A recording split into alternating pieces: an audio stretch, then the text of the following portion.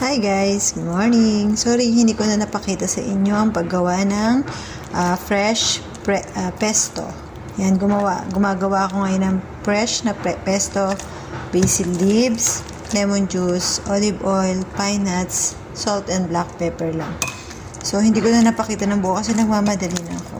Ayan, ito ang fresh pesto ni Inday.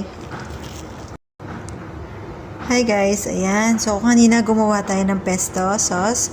Ngayon naman gagawa si Inday ng dressing para sa kanyang salad na roca, carrots, and corn salad later. Ayan. So, ito na yung ating 3 tablespoon olive oil and 3 tablespoon lemon juice. Pinag-mix ko na kasi huli siyang imimix dito pagka-grind natin. So, ito, half tablespoon mustard, half tablespoon mayonnaise, half tablespoon vinegar, white vinegar, and salt, 1/4 salt lang siya. Tapos, half bunch ng mint, and 1/4 bunch ng dill. Ayan ang ating mga recipe para sa ating dressing today lunch. Ayan, ito na din ang ating pesto. So, i-fridge ko na yan after tapos nito.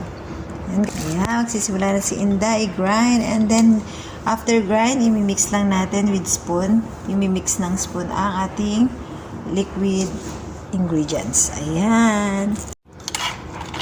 So guys, ayan, na-mix ko na yung ating lemon juice and olive oil. Ito na ating dressing for today later. So may papakita ko sa inyo yung salad. Ayan guys, at ito na ang ating pesto na ginawa din Inday for today. Ayan. So lahat fresh tayo. Hi guys, good afternoon. So ayan, gagawin na ni Inday ang salad niya. Ito yung roca na aking kinuha sa garden.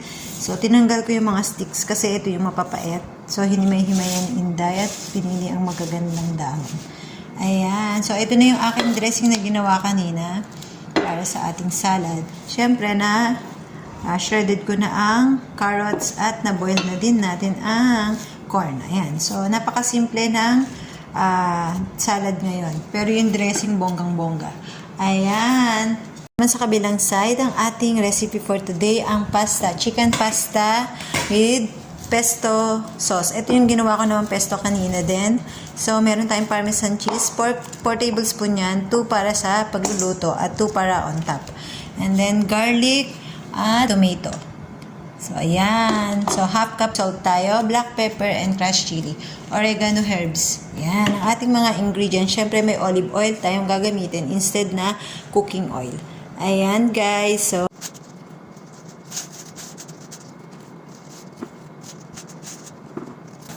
ayan, ready na siya. So, ready to mix na yan later pag serving na. Ayan. So guys, ayan yung chicken natin. Ito na din yung pasta, binoboil ko na. Ayan.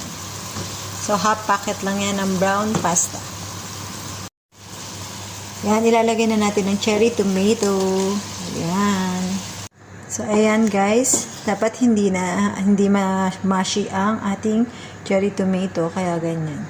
So later, i-add na natin ang pesto at ang pasta at syempre ang parmesan din. Ayan. Ayan, i-add na natin ang 1/3 cup na pesto na ginawa ni Inday. Fresh na fresh from the garden, ang ating basil. So, ayan guys, i-add na natin ang last, ang parmesan, 2 tablespoons. So guys, ayan, nalagay na ni Inday ang parmesan cheese. So, close fire later. So guys, ayan, okay na siya. Na-melt na ang lahat ng parmesan. So, close fire na natin siya. Tapos na ang pesto chicken pasta ni Inday. Thank you for watching. Keep safe and God bless all. Bye! So guys, ayan na ang ating salad for today. Na-mix na ni Inday ang dressing. So guys, ayan naman ang ating pasta. Ayan. So, dine-decorate ko na siya. So, hindi chop ang aking, hindi flower. Ngayon ang aking design. Ayan. Serving time. Thank you for watching. Keep safe and God bless all. Bye! Hi guys! Ayan, pagkatapos nilang kumain, minarinate naman ni Inday ang half packet ng chicken na natira. So, half packet lang yung nilagay ko sa pasta kanina. And then, yung pesto natin na fresh na ginawa ni Inday.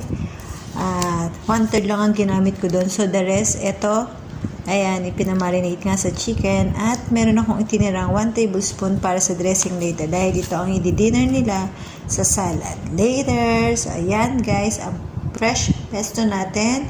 Marami nang napaggamitan sa pasta. And later sa salad, sa chicken salad naman. Ayan guys, and syempre sa dressing. Thank you for watching. Keep safe and God bless. Bye! Ayan.